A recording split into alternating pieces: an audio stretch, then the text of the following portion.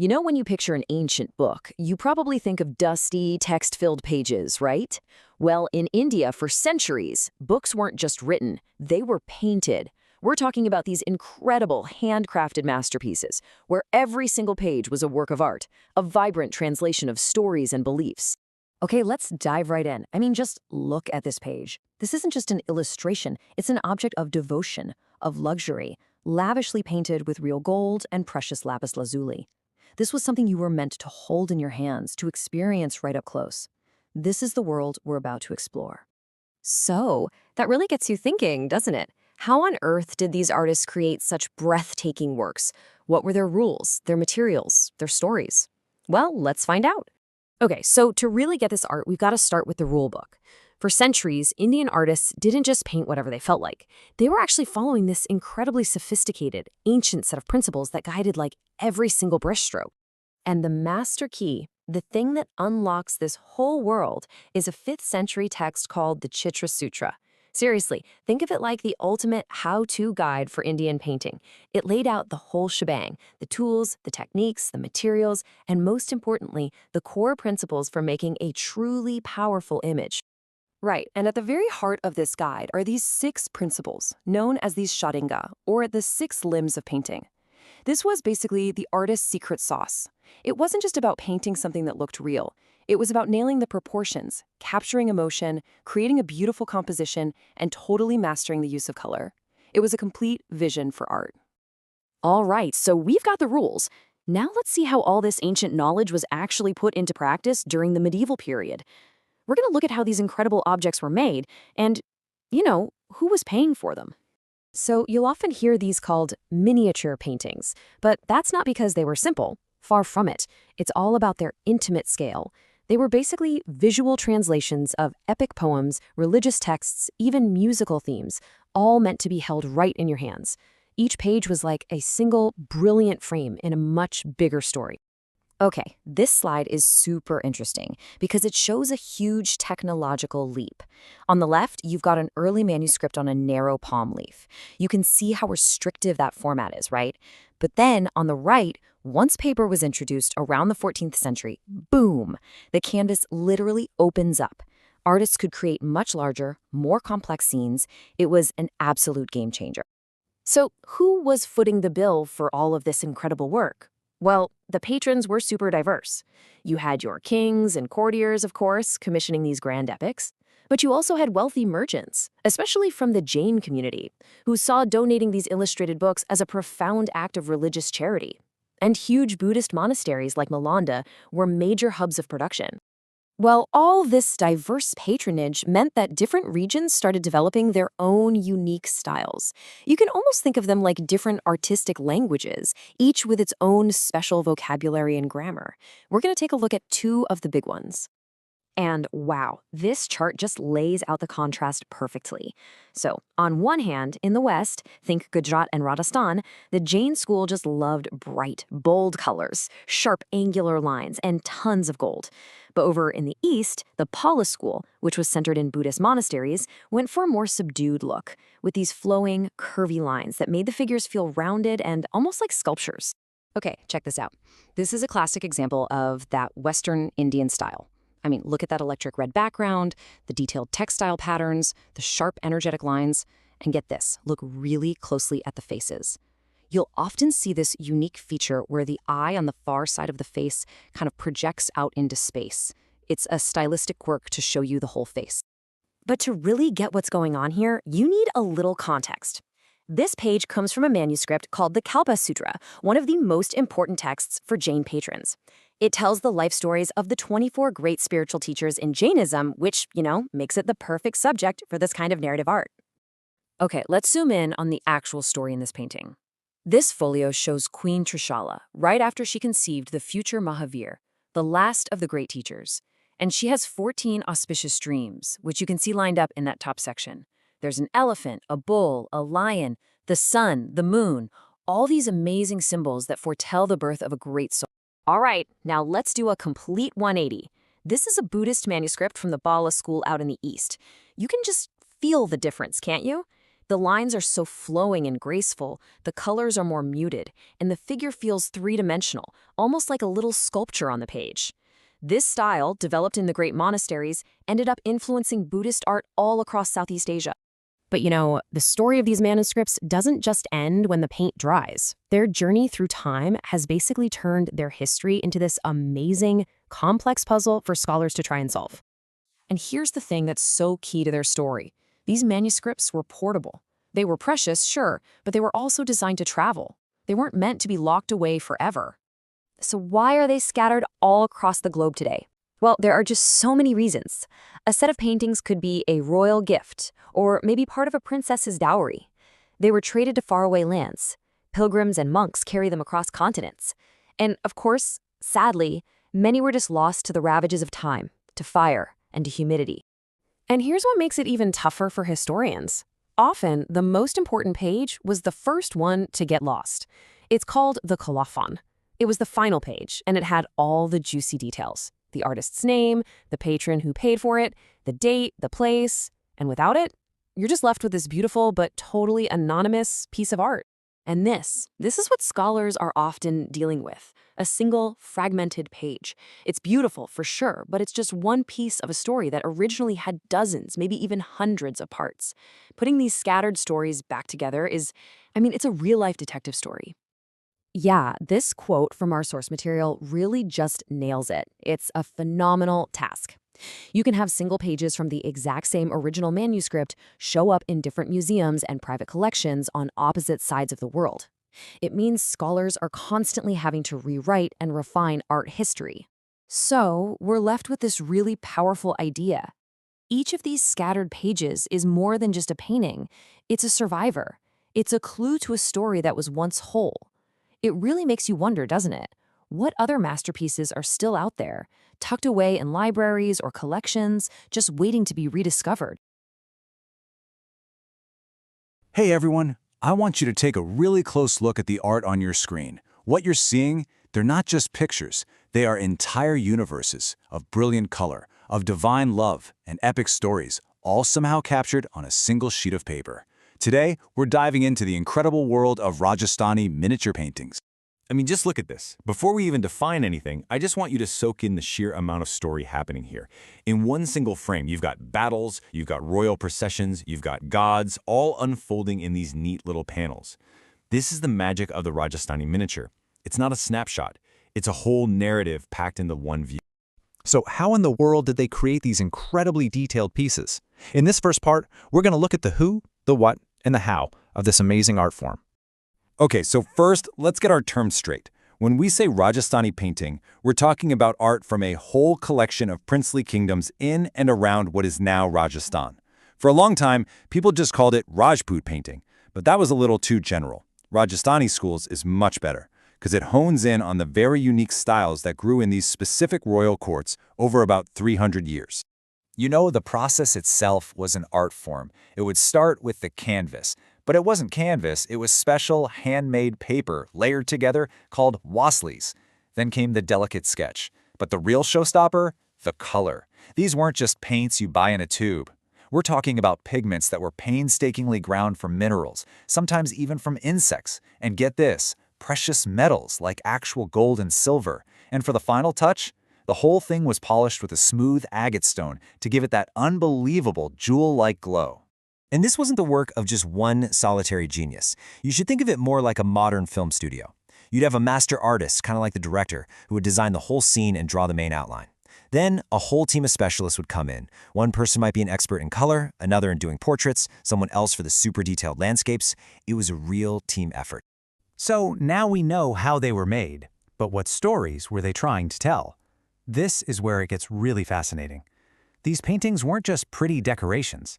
They were visual poems, they were musical scores, and they were acts of really deep religious devotion. At the very heart of so many of these paintings is the love story of Krishna and Radha. This was the biggest theme of the Bhakti movement, which was all about having a personal, emotional connection to God, and their love story was the perfect metaphor for it. Krishna, the blue-skinned god, represented the divine, and Radha, well, she represented the human soul, longing to connect with that divinity. It's this beautiful mix of earthly passion and spiritual yearning. The artists got their inspiration from this deep, rich well of poetry and music.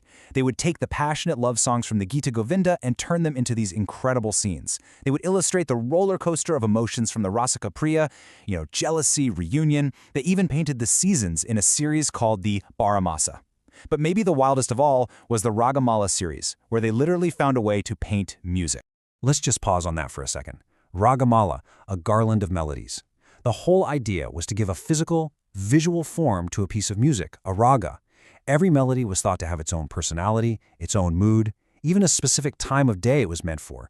The artist's job was to take that feeling you get from hearing the music and turn it into a scene, a character, a color. Just incredible. And this is the perfect illustration of that idea. This painting is called Raga Deepak. That's a melody for the night. So how do you paint a nighttime melody? You paint it as an intimate, beautiful scene of lovers in a lamplit room. You can almost feel the warmth and hear the soft music just by looking at it. This is sound, made visible.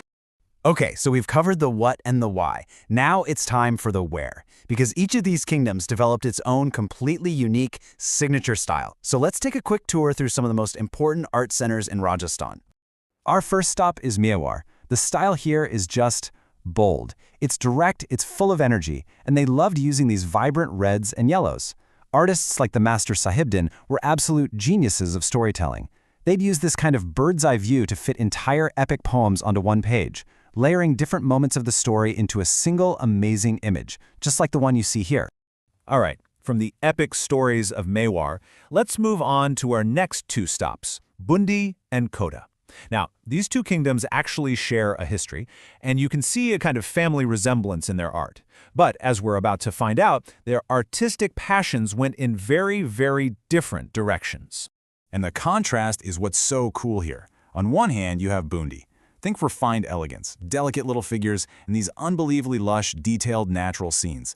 And then you've got Kota. Kota developed what you could only really call an obsession with the hunt. The paintings are just pure action, pure energy, capturing the thrill of the chase with this raw, almost calligraphic power. For our final stop, we're going to Kishangar.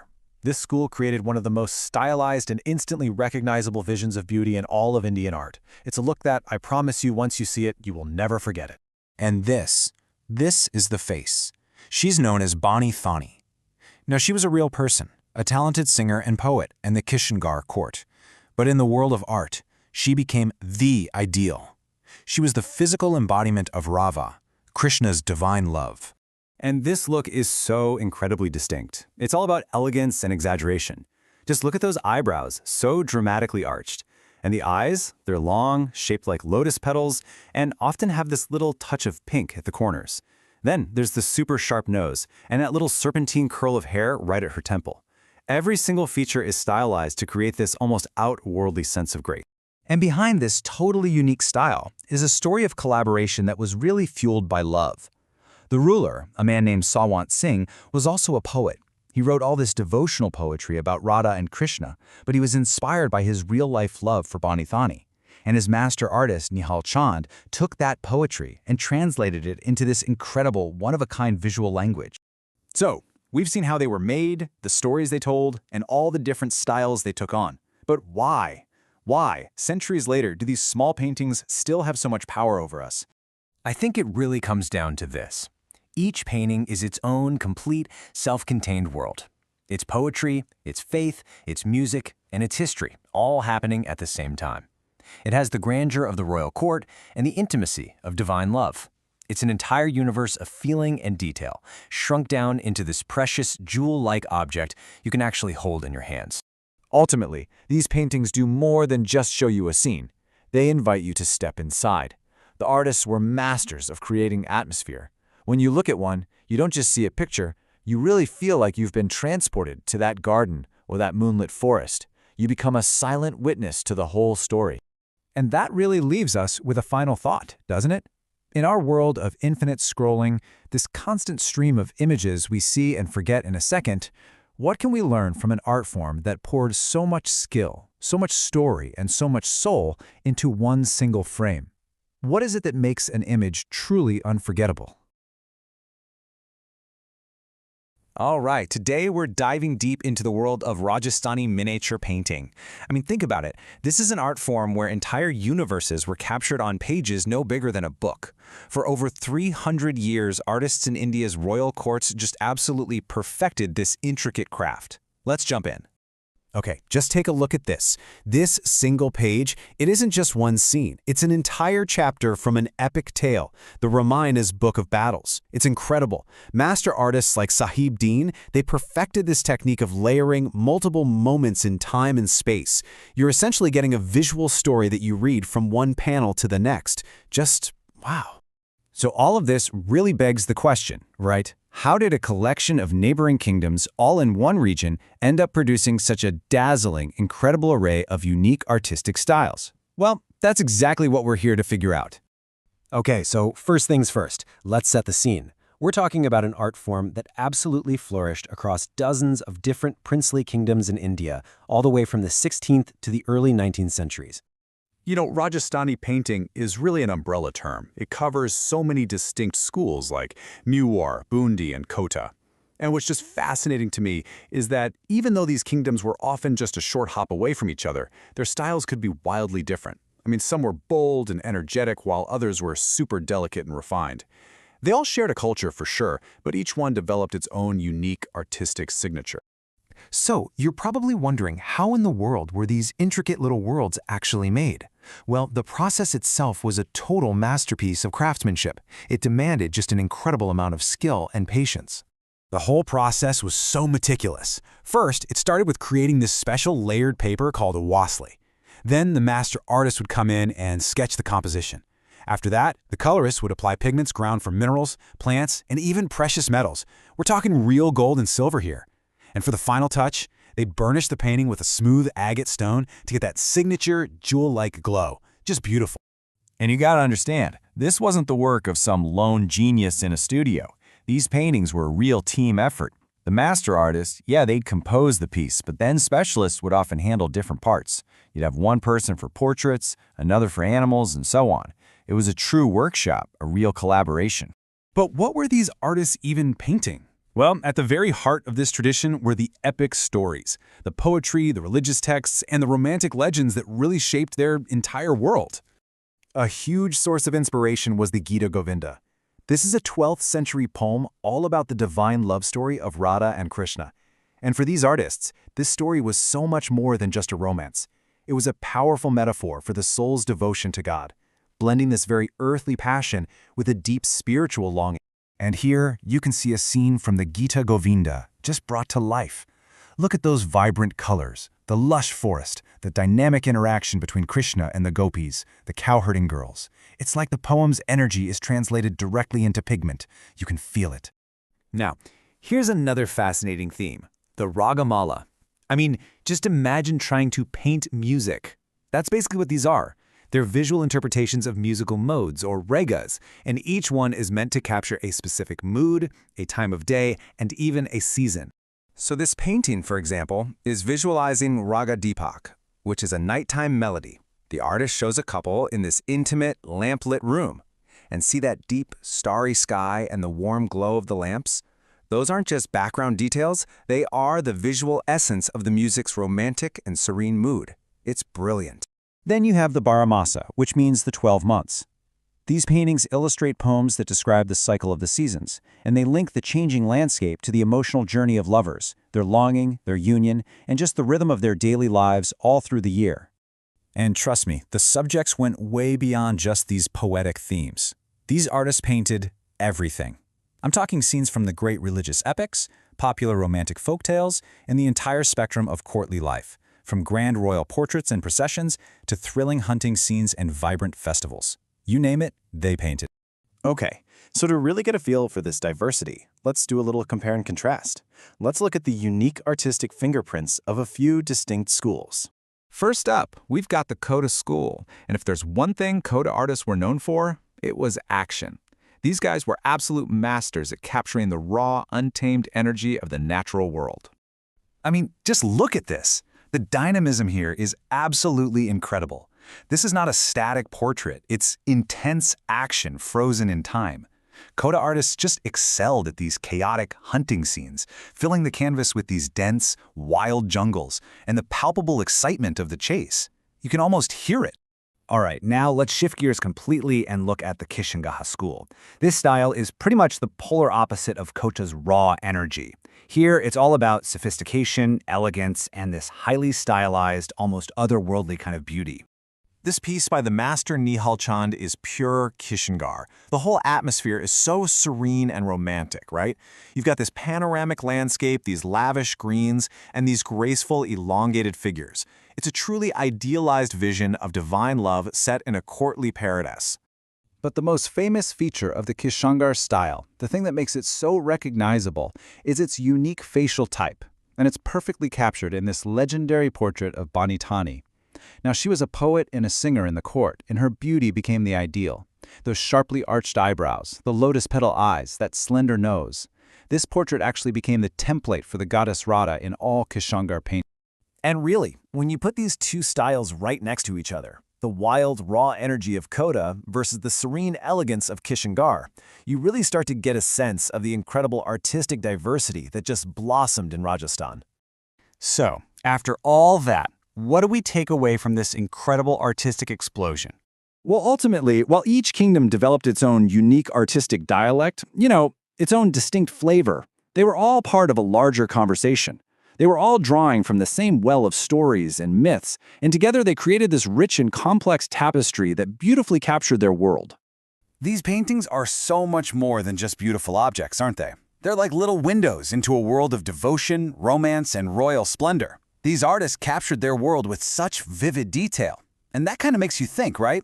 It raises a question for us. What stories will the art we create today tell about our own world centuries from now? Today, we're going to unlock a world in miniature. It's intricate, it's powerful, and it is absolutely stunning. We're talking about the art of the Mughals. Okay, let's just dive right in, shall we?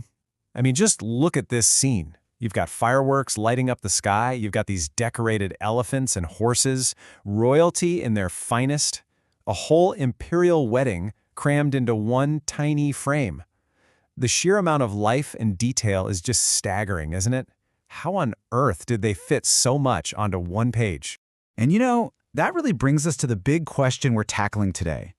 How can a painting, something that's often smaller than a regular sheet of paper, manage to contain the history of an entire empire? So, what exactly is this stuff we're looking at? Well, the best way to think about it is as this incredible fusion. It's got Persian elegance, it's blended with Indian vibrancy, and you even get a little touch of European realism later on. And it was all used to document the life, the culture, and of course the power of the Mughal Empire from the 16th to the 19th centuries. But to really get how it became so unique, we've got to go back all the way back to the beginning. It's this amazing story of Persian roots being planted in some very, very fertile Indian soil. Okay, so the whole story really kicks off in 1526. You've got Emperor Babur, who comes to India bringing his taste for Persian art with him. Then his son, Humayun, actually ends up exiled in the Persian court for a while, and he's just completely blown away by their art. So what does he do? When he gets back to India in 1555, he brings 2 Persian masters with him to start a royal studio. And just like that, the seeds were planted. And this piece right here, it just brilliantly illustrates those super early days. This is Princes of the House of Timur, and what's so wild about it is how purely Persian it feels. Notice the flat perspective, those intricate decorative details, the whole theme, the way the figures are arranged, the colors. This is basically the artistic DNA the Mughals started out with. But things were about to change, and I mean dramatically. Let's jump ahead to the reign of Emperor Akbar, because this is where this art form really transforms from a foreign import into something uniquely Mughal. So Akbar was a total visionary, but there's a really interesting personal detail about him. It's believed he had dyslexia, which made reading tough. His solution? Absolutely brilliant. He commissioned this huge library of illustrated manuscripts so he could have the stories read to him while he looked at the pictures. See, for Akbar, art wasn't just some pretty decoration. It was his main way of experiencing these epic stories. Art was literally how he read the world. And this passion led to some absolutely incredible projects, like the Hamzanama, the heroic tales of the Prophet's uncle. This was not just a book. This was a massive, massive undertaking. We're talking 1,400 illustrations, each one telling part of the story. And you can feel that energy right here in this one. It is just bursting with action. Okay, now let's zoom in here, because this is where the real magic is happening. You can see the intricate patterns on the buildings, right? That's classic Persian influence. But then, look at the trees, the foliage, and that super vibrant red and yellow color scheme. That is 100% Indian. Right here, in this one single painting, you're seeing two whole cultures fused together. And this side-by-side really drives that point home. On the left, you've got that early, very Persian style we just saw. But on the right, a later painting from Akbar's time, Krishna lifts Mount Govardhan. The subject itself, a famous Hindu story, tells you everything. It shows how deeply the art was now pulling in local culture. It wasn't just a copy of Persian art anymore. It was becoming something new, something uniquely and vibrantly Indian. So after Akbar, his son Jahangir takes the throne, and he had a completely different obsession. Let's see how his passion for the natural world steered the art in a whole new kind of scientific direction. Jahangir encouraged delicate observations and fine details, achieving naturalism and scientific accuracy of the highest degree. So yeah, while his dad Akbar wanted these epic stories, Jahangir was a naturalist at heart. He wanted to document the world around him, and he wanted it done perfectly. And wow, there is no better example than this masterpiece right here. This wasn't just any falcon. This was a prized gift from the Shah of Persia. And the story goes that when a cat tragically killed it, Jahangir was so devastated, he ordered this portrait to immortalize it. So you see, it's not just a symbol of a falcon. It's a portrait of a specific, beloved animal rendered with incredible precision, and you can feel it, real emotion. And his scientific curiosity was like legendary. When this zebra was brought to his court all the way from Ethiopia, he apparently examined it himself just to make sure the stripes weren't painted on. That's how meticulous he was. For Jahangir, painting was a tool for documentation, a way to capture and understand all the wonders of the natural world. All right, next up we have Shah Jahan. Now that's a name you probably know, the man behind the Taj Mahal. And as you might guess, his taste is going to reshape the imperial style all over again. So here's the big shift. Jahangir's style? It was all about naturalism, scientific observation, capturing the real world. Shah Jahan, on the other hand, he was all about idealization. He wanted perfection. Think majestic court scenes, jewel-like colors, everything stylized and beautiful. And you can see that perfection crystal clear right here. This is a scene from the Padshah-nama, the Chronicles of the King. Just look at how formal, how opulent, how almost jewel-like the whole thing is. Every single person is placed with absolute precision. This isn't just a record of something that happened, it's a carefully constructed image of imperial power and perfection. So under Shah Jahan, the whole point of the art changes. The focus shifts from capturing reality to creating this sublime, almost heavenly vision of the emperor and his empire. It's the exact same impulse that led him to build the Taj Mahal, this quest for an idealized, perfect beauty frozen in time. Okay, so we've talked a lot about the emperors and their tastes, but what about the actual artists, the people with the brushes in their hands? Their incredible skill, their lasting touch, is what really makes these works breathe. You know, making one of these miniatures was a seriously collaborative process. It was almost like a master's assembly line. First, an artist would sketch out the basic composition, then master artists who were specialists in portraits, a really big deal, would paint the faces. After that, other specialists would come in and carefully fill in the colors, which were made from ground-up minerals and pigments. And for the final touch, the whole painting was polished with a smooth agate stone to give it that signature radiant glow. I mean, this was teamwork at the absolute highest level of skill. And the influence of this art was just immense. It spread way beyond the empire's borders.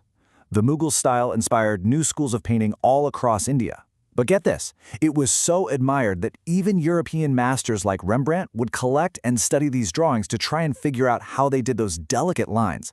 And even after the empire fell, the style didn't just vanish, it evolved into new forms, like what's known as the company school. So in the end, even though the empire itself faded away, the world that it created through its art, this incredible vision of beauty, power, and detail, it continues to captivate us hundreds of years later. It's truly timeless. And I want to leave you with this final, truly mind-bending image. This is Jahangir's dream. In it, Jahangir is embracing his rival, the Shah of Persia. The thing is, this never happened. They never met like this. It's a complete political fantasy, painted to assert his dominance. See how Jahangir stands on the powerful lion, literally towering over his rival who's on a meek little sheep? So when you really think about it, these miniatures weren't just reflecting the history of an empire, they were actively trying to create its reality. This wasn't just art, this was power on paper. You know, for centuries, there was this entire artistic universe just hiding in plain sight.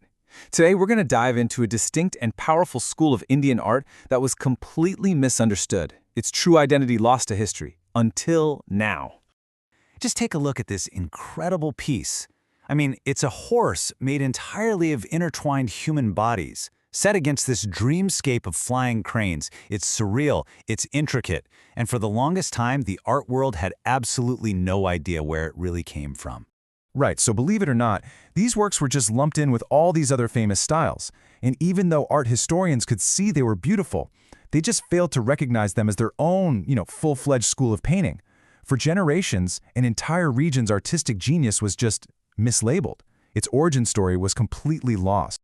So, the big question is, where did this style actually come from?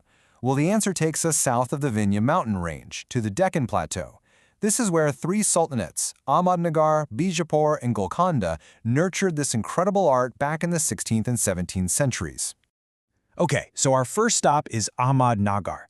The earliest works from this kingdom, like this one right here, are known for their gorgeous colors and these really sensuous flowing lines. And right away, you can see this fascinating blend of cultures. The clothes have elements from northern India, but that long, elegant scarf, that's a distinctly southern style. All right, next up we have Bijapur. This was a kingdom where the rulers weren't just paying for art, they were true connoisseurs. One of them, Sultan Ibrahim II, was actually an expert in Indian music. And that deep personal appreciation for the arts created this environment of sophistication, which led to incredibly elegant works like this Yogini. And our final stop is Golconda. Thanks to a booming trade in cotton, iron, and, oh yeah, diamonds, it was the wealthiest of the Deccan kingdoms. And you can see that wealth right there on the page. Paintings from Golconda are famous for their lavish and absolutely brilliant use of gold. Okay, so we've got the places, but what about the evidence? What are the specific artistic traits, the visual clues, that make you look at a painting and say, ah, that's Deccani, and not Persian or Mughal? Well, think of the Deccani style like an amazing recipe. It starts with this unique sensuality you see in the figures and forms. Then you add these intense, brilliant colors that feel almost electric. The compositions are often really packed, just dense, filling the whole space with vibrant detail. And all of this comes together to create this unmistakable aura of romance. It's this perfect mix of elegant Persian art with a flavor that's totally local, totally southern. Now what's really cool is seeing how all these different elements come together in one piece. Take this masterpiece from Bijapur, the Throne of Prosperity. At first glance, it looks like a really dense, kind of complex image. But here's the thing. It's not just a chaotic scene. It's actually a super structured, symbolic diagram. And this is where you can really see how these Deccani artists were thinking almost like modern infographic designers. I mean, check this out. The whole painting is built in 7 distinct layers, and each one represents a stage of prosperity. It starts with a foundation of elephants and tigers, moves up through peacocks and different groups of people, gets crowned by that lush Deccani foliage, and it all leads up to the auspicious throne at the very top. It's a visual pyramid of power. All right, let's really put this to the test. Let's see how all these elements, the color, the energy, that mix of styles, can come together in one single, breathtaking masterpiece. It's time to put one under the microscope. Wow. I mean, this painting just has this incredible energy, right? That galloping horse is practically leaping off the page. And you can see that blend of influences so clearly here. That horse, it's got a very stylized, almost Persian feel. But that dense, dark, almost magical forest in the background, that is 100% pure native Deccani inspiration. And then there's the color. I mean, you can't miss it. The source text just nails it when it says that the brilliant red on the limbs and tail of the horse render a visual experience which remains with one. That is the Deccani style in a nutshell, using bold color to create energy and tell you exactly where to look. So there you have it, that incredible energy, that absolutely fearless use of color, and this love for packing in all that intricate detail. That is the heart and soul of the Deccani style. Now, art like this, it doesn't just happen by accident, right? It was driven by a class of rulers who had a very specific vision for their kingdoms, both culturally and politically. Take rulers like Sultan Abdullah Qutb Shah, who you see here. These weren't just kings, they were dedicated patrons of the arts. They hired the best artists, they nurtured their talent, and they commissioned works that really reflected their specific world, a world that was cosmopolitan, wealthy, and culturally sophisticated. They created the exact environment where this unique artistic language could just flourish.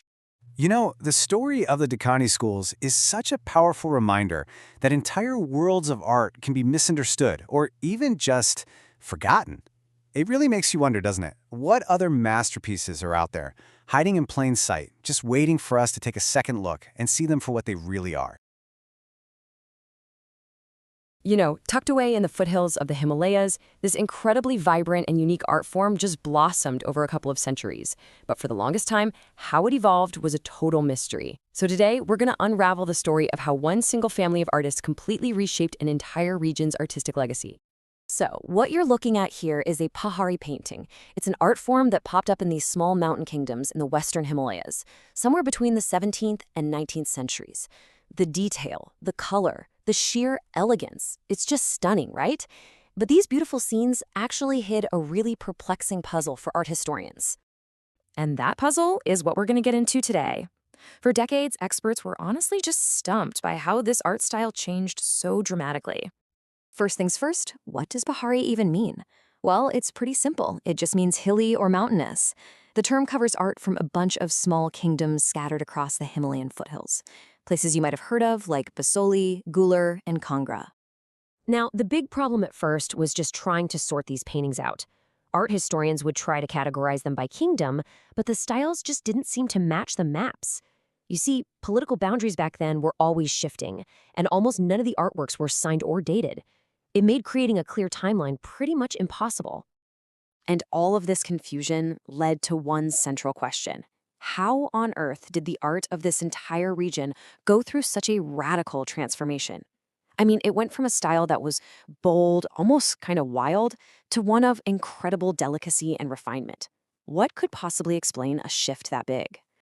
To really understand this transformation, we have to go back to the beginning. Let's start with the earliest phase of Pahari painting, the Basoli style. Okay, take a look at this. This is classic Basoli. It's intense, it's super dramatic, and it has this raw energy that just jumps right off the page at you. The figures are very stylized, and the whole composition is just so bold and direct. Let's zoom in on the techniques of it. Basoli artists loved using strong primary colors, especially these really hot, vibrant yellows. But the most incredible detail? Get this. They would use the shiny, iridescent wings of beetles to look like emeralds in the jewelry, and they'd use raised dots of white paint to represent pearls. It was a style defined by pure energy and this really flamboyant creativity. So, how do we get from that bold, in-your-face style to something completely different? Well, the breakthrough came from a scholar named B.N. Goswami. He proposed this revolutionary idea. It wasn't about the place, it was all about the people. Goswami's main argument was this simple but powerful idea: family as the basis of style. He basically said, hey, we should stop looking at political maps, which were always changing anyway, and start looking at the family workshops that carried their artistic traditions with them no matter where they went. And his theory centers on one specific family, the patriarch, a man named Pandit Su, and his two incredibly talented sons, Manak and Ncert. These two brothers are the ones who are credited with completely changing the game for Pahari painting. Now look at this. This is a work by one of the sons, Ncert. What a difference, right? The bold, flat colors are totally gone. Instead, what we see is this quiet observation, this naturalism, a delicate, almost intimate portrait of his patron. Ncert's real genius was for this kind of personal portrait, capturing people just living their daily lives. This totally new approach, which Pandit Su's family pioneered, became known as the Gular style. You can think of it as a transitional phase, way more refined and elegant than Basoli, and it really paved the way for that final magnificent evolution. And that brings us to the culmination of this whole artistic journey, the most celebrated of all the Pahari styles, the lyrical and sophisticated Congress school. Just look at this comparison. On the left, you've got that raw power of Basoli, and on the right, the soft, poetic grace of Kangra. It's like night and day. The intense primary colors have given way to these delicate pastel shades. The stylized figures have become so graceful and natural. The whole mood has just completely shifted. It really is an incredible journey when you see it side by side. From a style of bold, raw energy to one of serene, poetic lyricism. And this is the transformation that the family of Panditsu kicked off. The Congress style became famous for a few key things: an incredible delicacy of the line work, brilliant but soft colors, and just minute attention to every tiny detail. Oh, and here's a key feature you can always look for: the distinctive female face, with a straight nose that flows in a single perfect line right from the forehead. So what does this all mean? How did this one family's work become the dominant style across so many different kingdoms? Well, let's recap the journey in 3 clear steps. It all starts with the bold and flamboyant Basoli style. Then it moves through that refined, transitional Gluler style, led by Manik and Ninesuk. And finally, it culminates in the poetic and lyrical Congress style. And this is the absolute key that solves the mystery. The sons and grandsons of Manak and Ninesuk, they didn't just stay in one place. They moved around and worked for patrons in many different Pahari kingdoms, and they carried their revolutionary new style with them wherever they went. This is why a similar, refined style suddenly started appearing all across the region, totally confounding the historians who were just looking at maps. Which leaves us with a really fascinating final thought. This whole story challenges us to ask a pretty fundamental question about how we study art. Should we define its history by the arbitrary lines drawn on a map, or should we instead follow the hands, the skills, and the vision of the artists themselves? Have you ever stopped to think about how a country really finds its identity? You know, it's not always about politics or protests. Sometimes it happens on a canvas. We're about to dive into this incredible time in India's history, where art became a battleground, a tool for change, and ultimately a brand new voice for a nation finding its feet. So let's start with the pretty big question, right? Can a painting, just a piece of art, actually play a part in something as huge as building a nation? Well, just look at this. This is Nandalal Bose's Tiller of the Soil. It's simple, it's powerful, and it was actually created at the request of Mahatma Gandhi. This single image puts an ordinary farmer right at the heart of the nation-building story. So yeah, I'd say that's a pretty strong yes to our question. But to really get how we got to this point, we've got to rewind a bit. Okay, so our story really kicks off back in the 18th century, when the British arrived. Their presence didn't just shake up the political world, it completely changed how Indian artists saw and painted their own country. And you can see that change so clearly right here. On the left, that's a traditional Indian miniature painting. See how it's kind of flat and stylized? It's all based on artistic conventions. Now look at the painting on the right. It's a company painting. Suddenly there's depth, there's shading, a real focus on making it look realistic. It's like they started speaking a whole new visual language. So what was this new style? Well, it was called the company school. Basically, you had British patrons who were fascinated by all the new sights in India, the people, the plants, the animals. They hired local artists to document everything. And to get the job, these Indian artists had to adapt, mixing their traditional styles with European realism. They were creating a record of India, but, and this is key, it was through a European lens. This new Western way of painting created a huge fork in the road for Indian art. 2 totally different paths started to form, each with its own big idea about what modern Indian art should look like. The first path was really blazed by this guy, Rahaja Ravi Varma. He was a self-taught artist who saw the power of that European style and just decided to master it. But here's the twist. Instead of painting for the British, he used oil paints and realism to bring Indian mythology to life. And wow, his impact was huge. He made the gods and heroes from epics like the Ramayana feel so real, so human. But the real game changer? His paintings were mass-produced as affordable prints. For the first time, people all over the country could own the exact same images of their shared stories. It was a massive step in creating a unified visual culture. But as nationalism started to rise, people began to wonder, is this style really Indian if it looks so European? And that question, well, it lit a fire. A new movement started to bubble up, one that believed to be truly modern and truly Indian. Artists needed to stop looking to the West and start looking inward, to their own artistic heritage. You can see how fast things were changing here. You start with the hybrid company school, then Varma's realism becomes king, and then, boom, a direct reaction with the nationalist Bengal school. And just to stir the pot, European modernism shows up in 1922. It was a complete whirlwind of new ideas and influences. And this slide just lays out that central conflict perfectly. On one side, you have Raja Ravi Varma using European tools to tell Indian stories. On the other side, the Bengal school rejected those tools. They looked back to Mughal art, picked up a watercolor wash technique from Japan, and really focused on Swadeshi, or self-reliance, in their art. So that brings us to the Bengal School. And you have to understand, this wasn't just some art club. It was a cultural mission, and it was tied directly to the growing fight for independence. This is Journey's End by the movement's leader, Abanindranath Tagore. Just look at how different this feels from Ravi Varma's work. It's not flashy or hyper-realistic. It's soft, it's dreamy, it's moody. This was his signature wash technique, and it created a style that felt a world away from Western oil paint. As the art historian Partha Mitter puts it, they were on a recovery mission.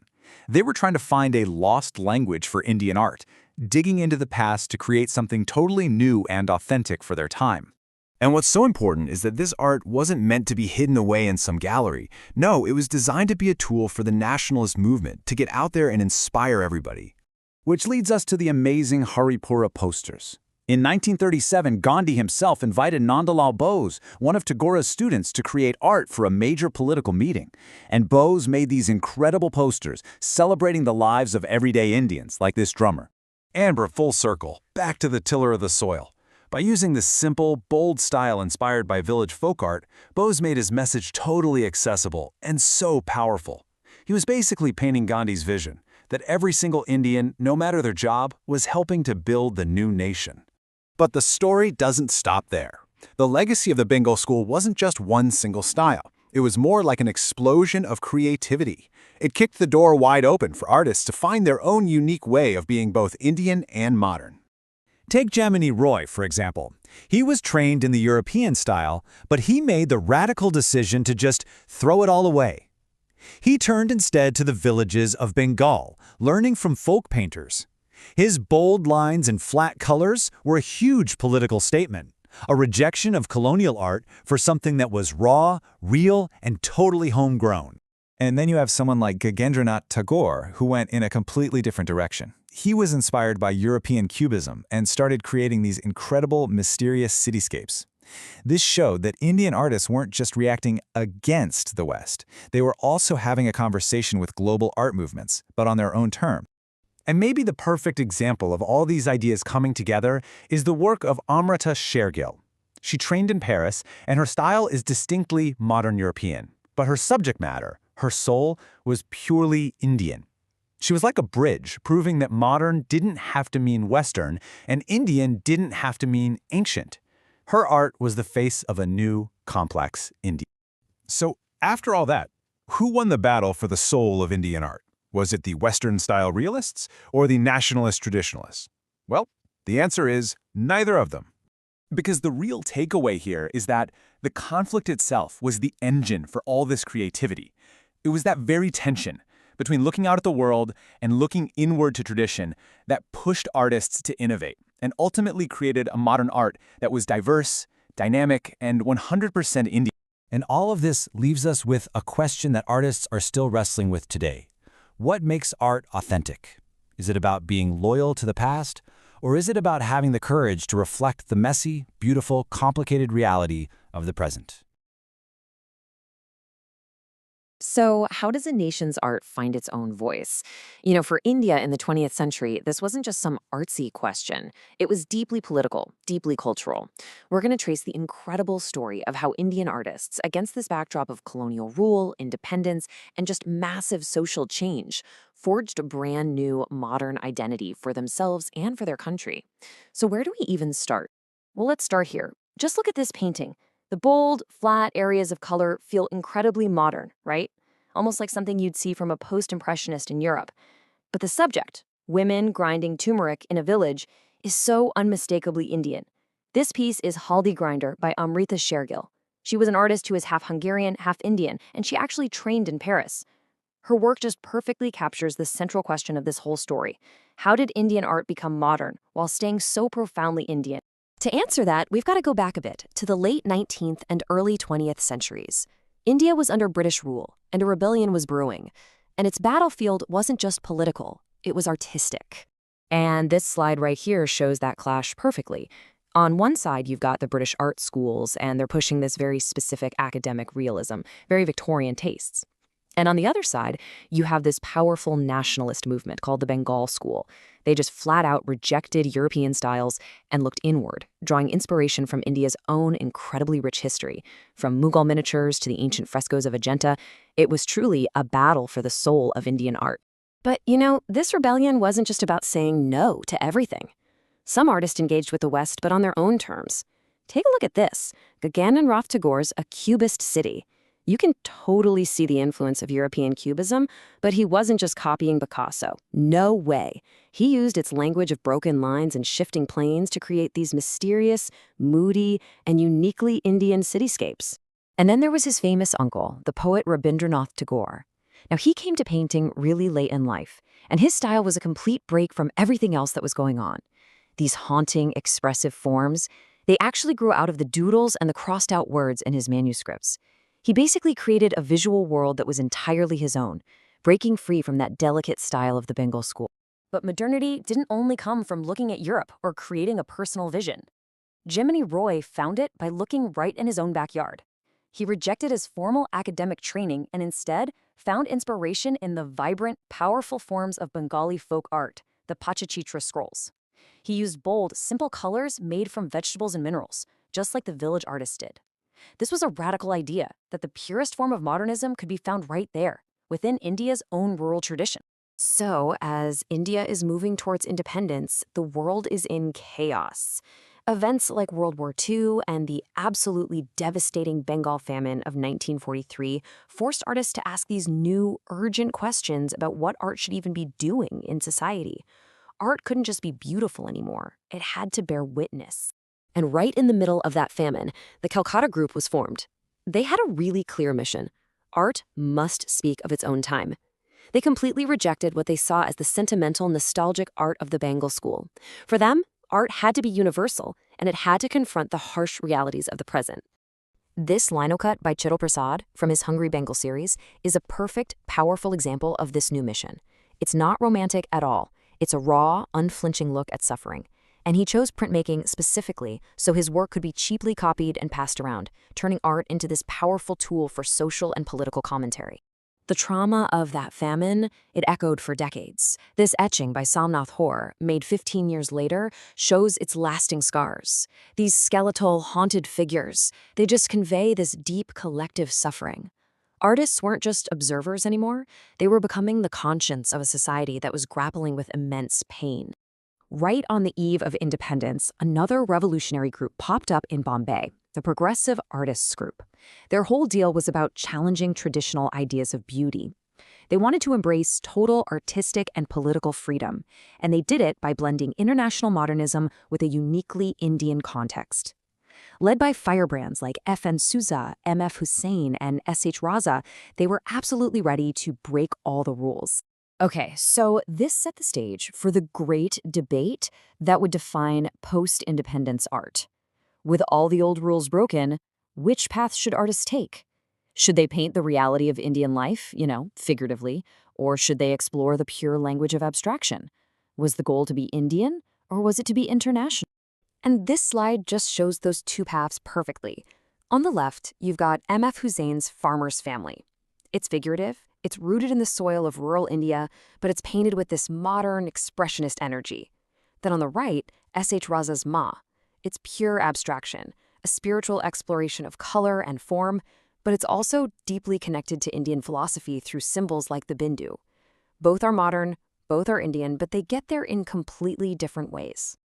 And this tension was the defining creative struggle for a whole generation of artists. I mean, how do you find your place in a global art world without losing your cultural roots? It was this constant negotiation, a real push and pull between adopting global modern styles and celebrating local indigenous traditions. And hey, this debate wasn't just confined to painting. It was just as fierce in sculpture.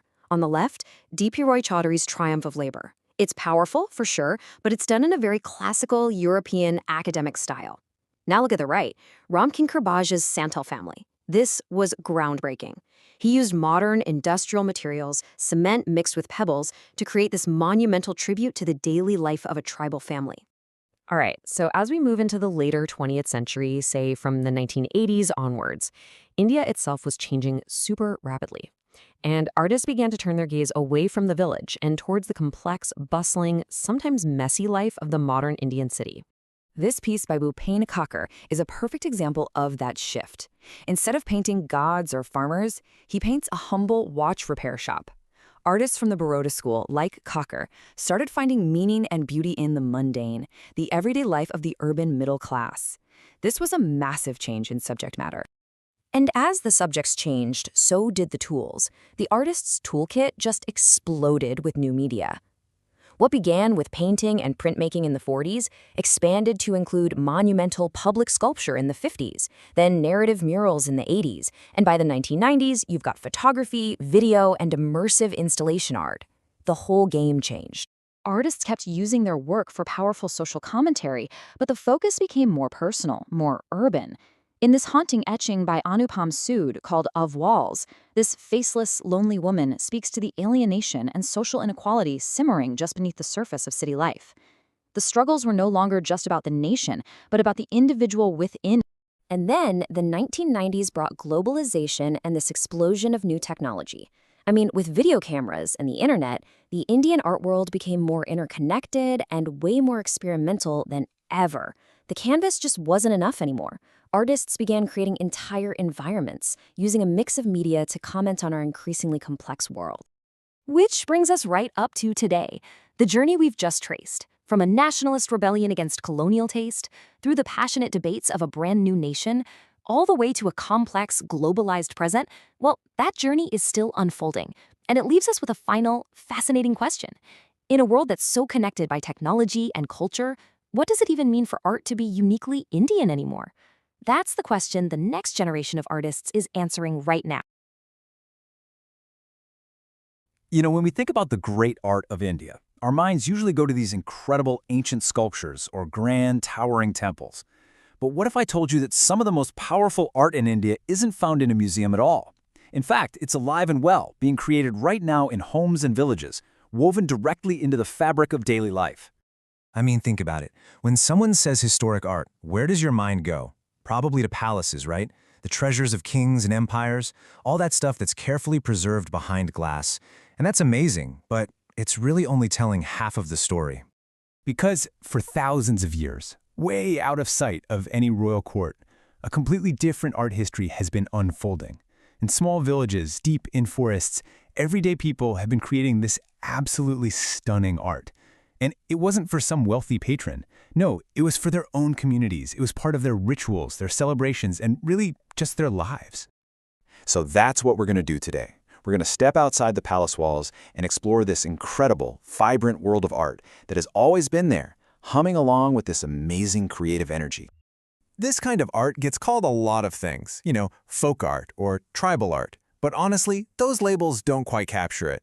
This is so much more. It's like an ancient library of knowledge, a living tradition that's been passed down through countless generations, connecting a person learning today directly to their ancestors from centuries ago. So what is it that makes these art forms so special? Well, the key is right there in the name. They are living traditions. But what does that actually mean? Let's, break that down a bit. Okay, so at its heart, a living art tradition is basically this. It's art where the skills and the stories are passed directly from parent to child. It's made using materials that are found right there, locally. And it's created to fill a real need in the community, whether that's something for a daily chore, a sacred ceremony, or just to bring beauty into the world. And when you look at these key characteristics, you really get it. This art isn't just for show. It's functional, it's spiritual, and it is packed with symbolism. It's made for everyday use, for rituals, or as votive offerings. Things made to fulfill a vow or prayer. That whole line we draw between art and craft, here it just completely disappears. Creativity and necessity are basically the same thing. Now, to really get a feel for this, we need to see it. So, let's take a little journey across India and check out 3 incredible painting traditions that just perfectly capture what these living principles are all about. Our journey is going to start in the Mithila region of Bihar. This place is home to one of the most famous folk art traditions in the entire world, Mithila painting, which you might also know as Madhubani art. For literally centuries, the women in this region have been painting these unbelievably detailed and colorful designs right onto the walls of their mud houses. This was never just about decoration. It was, and it still is, a really important part of ceremonies, especially weddings. And the cultural roots here, they run so deep. The story goes that this tradition actually started during the wedding of the goddess Sita to Lord Rama, so you can see how this art form is just woven into one of India's most sacred stories. Okay, now let's jump over to the west, to the state of Maharashtra. This is where the Warli community lives, and they have a totally unique and mesmerizing art form that uses a completely different visual language. And just look at the beautiful simplicity of this. For really important events like a wedding or a harvest, married Warli women create these paintings. The materials themselves are just poetic. It's a simple paste made of rice flour, and it's painted on with a chewed bamboo stick. This is art that's literally made from the stuff that sustains them. It's incredible. All right, for our last stop, we're heading to western and central India, to the Rathva Bil communities. These communities create these magnificent, sprawling paintings called Pithoro. And trust me, these are way more than just paintings. They are entire universes painted onto a wall. They're created to mark a special occasion or to give thanks, and these huge murals show rows and rows of gods on horseback. They're basically mapping out the community's entire view of the cosmos, from the world of the gods all the way down to our world. Okay, so we've seen the what these paintings look like, but now let's dig into the why. Because this art is just filled with layers and layers of meaning, where everyday life and divine stories become one and the same. There's this great saying, Mithila artists do not like empty spaces. And that simple sentence tells you so much. It's a whole philosophy. The need to fill every single inch of a painting isn't just about style. It reflects a worldview that sees life itself as completely overflowing with beauty, with nature, and with divinity. And this art is completely tied to the space it's in. The very layout of a Mithila home tells the artist what to paint and where. So the outer walls might show scenes of daily life, but the most sacred inner room, called the Kobar Gar, that's saved for the most powerful gods and the symbols of fertility. And every bit of that space is just packed with this rich visual language, pulled straight from nature. So a fish isn't just a fish, it's a powerful symbol of fertility. The sun and moon represent eternity. Every single element is communicating hope for a good life, for well-being, for prosperity. And this idea of art having a real purpose is just as clear in Warli art. The paintings are made for deeply spiritual reasons, to make sure there's a good harvest, to protect the community from getting sick, and to keep a good relationship with the spirit world. It's art as a vital, functional, spiritual tool. So what does all this mean for us today? Well, it means that these traditions are anything but relics of the past. They are a timeless, and more importantly, a living heritage. And this is the really crucial part. While their roots go way back, these traditions are not frozen in time. Not at all. They are constantly changing, constantly evolving. The same artists who once only painted on mud walls are now creating breathtaking works on paper and fabric, sharing their visual language with a global audience and making sure this incredible heritage doesn't just survive, but thrives. When you get right down to it, this art was never meant for a museum. It was made for life. And I think that reminds us to look a little closer at our own world and maybe ask ourselves, what living traditions are hiding in plain sight all around us, just waiting for us to see them?